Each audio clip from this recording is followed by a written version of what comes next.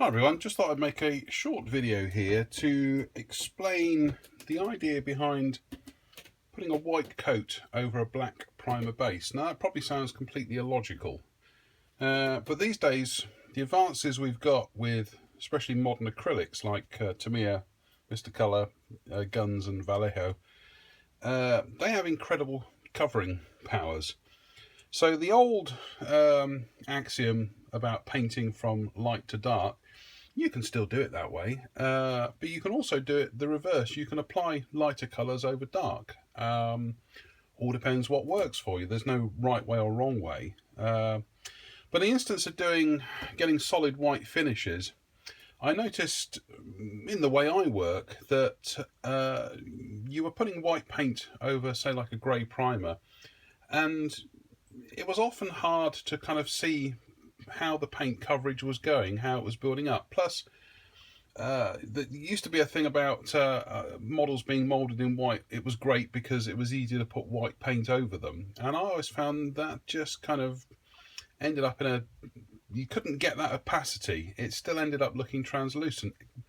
So I think it goes back to something I was taught at art school, and also how some modelers paint, as when they're using alclad metals, they're painting them over a black base. Now that's to do with the reflectivity of the metal paint, but it's the same theory. They're putting a lighter colour, a silver, over a black base, and they're getting good coverage. So anyway, less of the waffle. Here is an old kit wing that I've sprayed with Mr. Surfacer Black. This stuff is great. It goes down very quickly, super smooth, silky finish. I cannot emphasize how good this stuff is. I really love it. So there's an old kit wing, Airfix Dauntless, I think. Tamiya X2 white. This has been mixed to about 50-50 with Mr. Colour leveling thinner. You just have to get the ratio that works for your airbrush setup. Usually you can tell whether it's the right mix by how it sounds when it's coming out the nozzle. If it's rasping, it's still a bit too thick, needs a bit of thinning. In terms of airbrushes, this is nothing special. It's a Premier G35, cost me about 35-40 quid. I think the modern equivalent now is the Sparmax airbrushes. This is nothing spectacular. Bog standard double action airbrush. Anybody who's into airbrushing can afford one of these. Brilliant bomb-proof airbrush. So we've mixed this to about 50-50. I'm just going to mix it, get the mix back into the cup again. And there we go. So here's our wing. So we'll start just spraying a light coat of the white, but instantly I'm getting a much clearer idea of how well the paint is going down in terms of coverage. So I'll just open the nozzle up a bit more. The great thing about Guns, Tamiya paints rather, is that you're able to monitor how they're going down, and you can see how the paint is actually adhering to and covering the surface. So let's just do that a bit more. Right, we'll finish there.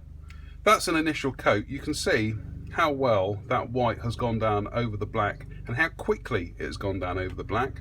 It's not running. I mean, bear in mind this is a gloss paint, so we've thinned this 50-50, so it's a fairly thin mix, but that's gone down really quickly, giving us a really good coverage.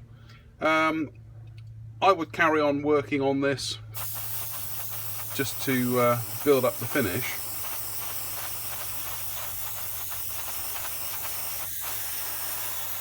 So just open the nozzle out a bit more. And again, I'm looking at this because it's a high thinner to paint mix. You're able to see that the paint isn't running. You're able to see that the paint isn't building up, and because it's got a lot of thinner in there, it's flashing off and giving you a smooth finish. So that'll do for now. So there you go, white over black. Now it's a technique. You try it, you don't try it. It's not right or wrong. It's just a particular method that I've been experimenting with, and I quite like the results I'm getting with it. So try it. If you don't get on with it, you don't get on with it. But like all things, you know, experimentation is the key. So I hope that explains at least part of the theory behind black bases for white top coat.